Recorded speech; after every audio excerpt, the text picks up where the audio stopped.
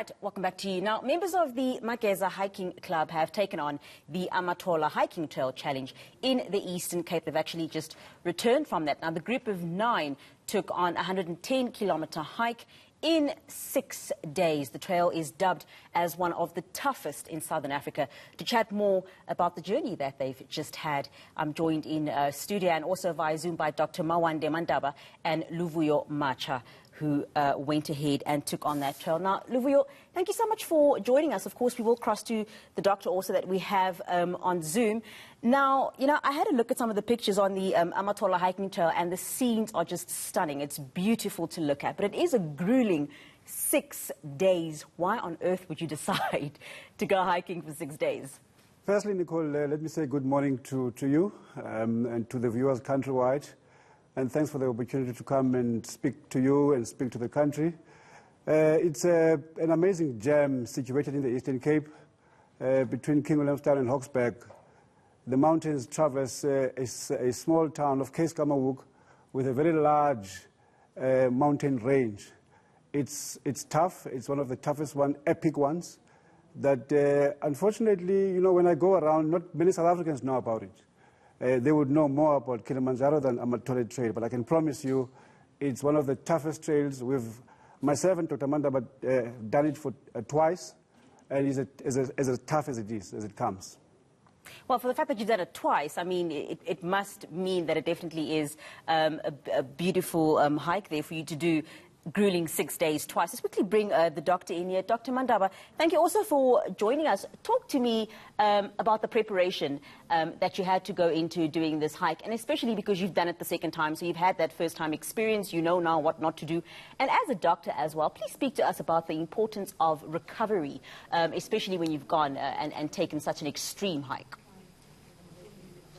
Well, certainly, fortunately for us, we have established a team with a bunch of hikers based in Port Elizabeth calling ourselves the Bay Hikers. It's basically taken us almost a year to prepare for this hike. So effectively we've been hiking almost every weekend, and we have always been doing double-digit range. So we haven't been doing anything less than 12, 15 kilometers on a weekend.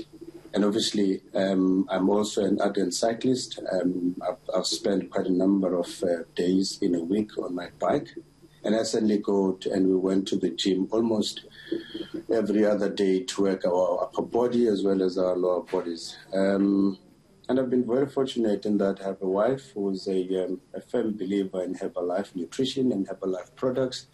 Those have come in very handy in terms of preparing us for protein rebuild, recovery fluids, as well as electrolyte replacement. So yes, unfortunately, if you are to do anything like that, you've got to prepare, and you've got to prepare very well. It's very grueling, it's very tough.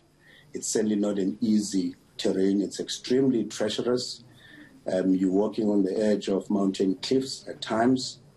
So yeah, preparation was definitely long and very grueling.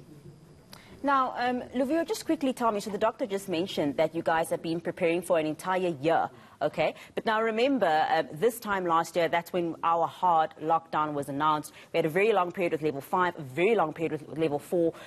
So training, even the gym that the doctor is mentioning, would have been a bit difficult. How did you go about doing that?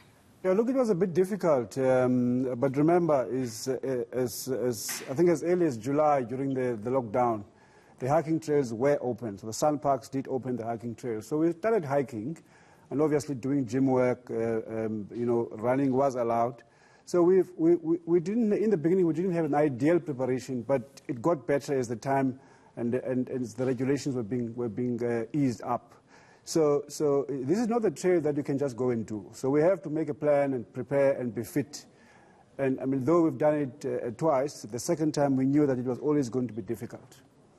Luvio, can we quickly pause the trail? I say to you, as a former rugby referee, there's no way I'm not going to ask you any rugby questions while I have you here. So soon we are going to be seeing the return of rugby in schools, amateur rugby as well. Again, with the difficulties that we've had due to COVID-19 and so many referees not being in action, and the kids themselves, how difficult is it going to be for them? And because you have been a referee yourself, to get back into things. Look, Nicole, it's very difficult for everybody, whether you are in sport, whether you are in medical. It's very difficult for everybody. And I think we will do well to adapt to the conditions. I think what should excite us is the fact that schools rugby is returning, university rugby is returning, because you can't have a situation where it's only professional rugby that is returning. Because in 5-10 years' time, if you don't have amateur rugby taking place and school rugby and university rugby, then you will have no professional rugby. So it's really very good times. It's important that we take step by step. I understand that there won't be fans for now, but I think it's important that the athletes and the children get back on the field and do what they love. I'm happy for the children, especially to get back on the field. I remember when I was in school playing sports, so it's one of those things that's really, really important. I need to also ask you, Luvio, about the Falke Rugby Union, which, of course, is undergoing liquidation currently due to maladministration, and you were, of course, previously a manager there. Just how difficult is it now for the employees and even the players of the union? Well, it's difficult. It's not just the Falke. It's actually difficult across the board. The smaller unions, SA Rugby is unable to generate the television money that they used to generate. But look, everybody is adapting. We're starting from scratch, and we hopefully things will get better as the time goes. So it's as I say that rugby is not immune to the challenges that everybody has, and look, employees and the players have to adapt, and we're starting from scratch, and then we're looking forward into building up and having a good future. Looking forward to it too, and all the best to them. I really would love to chat to you much longer, including the doctor. Unfortunately, we have run out of time, and maybe next time I'll join you on that Amatola Trail, if I can do that. That was Dr. Mawande Mandawa and Luvio Macha, who's joined us here in studio and also via Zoom to chat to us a bit about the hiking trail that they've just had a few days ago. Do stay with us. We do have the weather for you next.